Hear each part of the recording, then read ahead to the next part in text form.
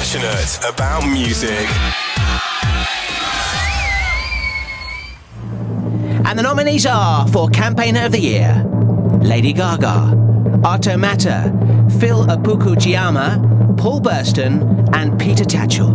And the winner of Campaigner of the Year for Gaydar's Heroes and Heroines 2012, Peter Tatchell! Oh my goodness! And here he is on the phone joining us now. Peter, congratulations.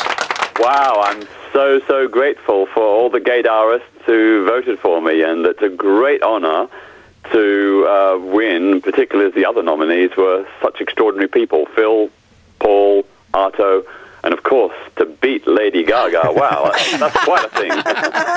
Now, just looking back over this last year as Campaigner of the Year, what have been the particular big campaigns for you?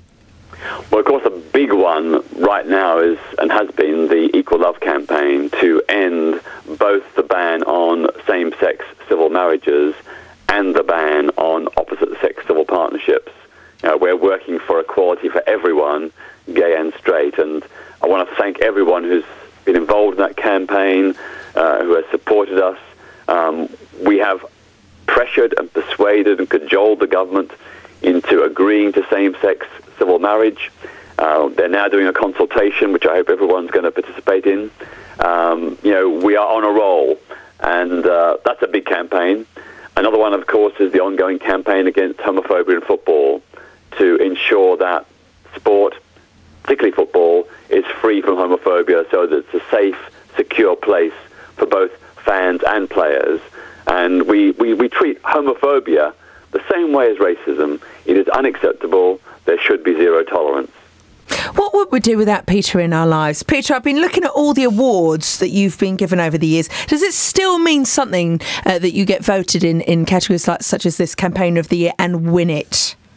Well, absolutely. And, I've been campaigning for human rights and LGBT freedom for 45 years plus. And it's great to receive the recognition, but I accept these honours and awards, not just for myself, of course, but for the many people who work with me and help me. Because in all these campaigns, I am perhaps the figurehead, but I'm part of a team. And without the team helping and supporting me and working with me, we wouldn't have these successes. What sort of qualities would you say you would need if you would like to be an activist yourself? I think, first of all, you have to have a very clear idea of what you want and why. If there's an issue of injustice, you've got to be really clear about what that issue is, why it needs to change, how it can change, who can be brought in to support the change, who are the obstacles and how they can be overcome. It's a bit like planning a military operation, really. You've got to plan these campaigns really thoroughly and really well. And I think the passion and idealism, the commitment is the number one thing. And if you've got that, with a bit of intelligence, you can work out the rest. Which of your achievements as an activist would you say you're most proud of so far?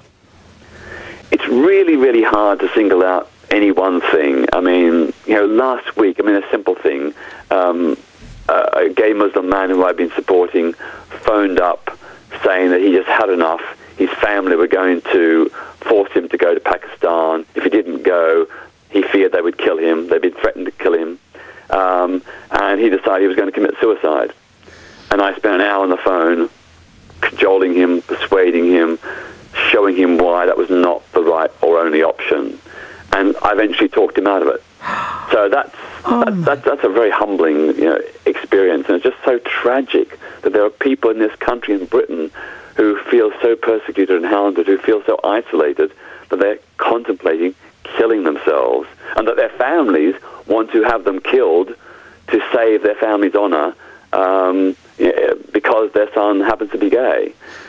But looking at the bigger picture and over the years, I'd say one of the campaigns I'm most proud of is the campaign I worked with together with my colleagues from Outrage against the police harassment of the lesbian and gay community way back in the late 80s, early 90s.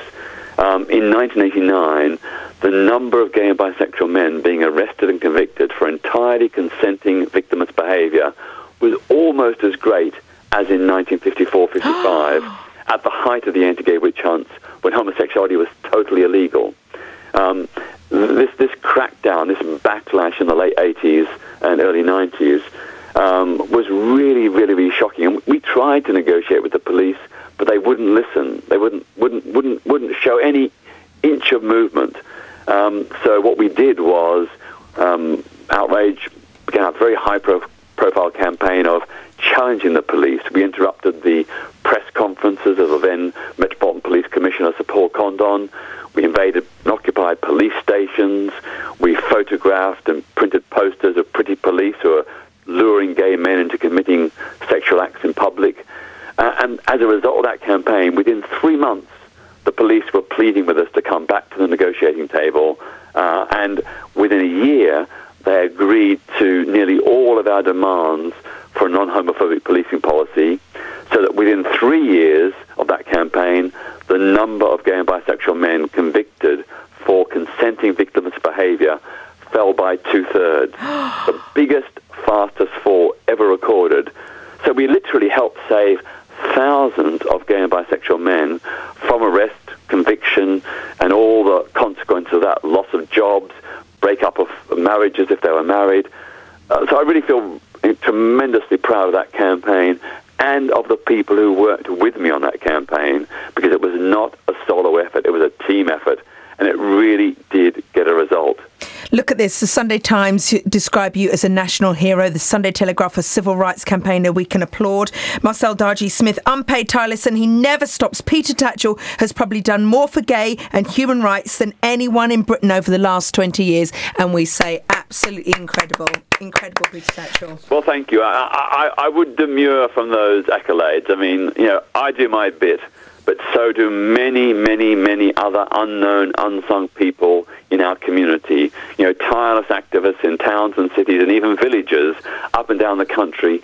Their work is just as important as mine, and collectively and cumulatively, all our efforts add up to bring the changes that we've won. And when you think, isn't it extraordinary, in 1999, Britain still had more homophobic laws. By volume, by number, we had the largest number of homophobic laws of any country on earth.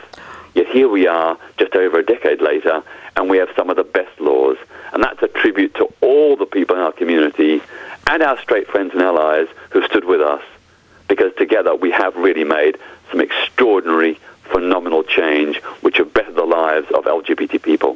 Passionate about music.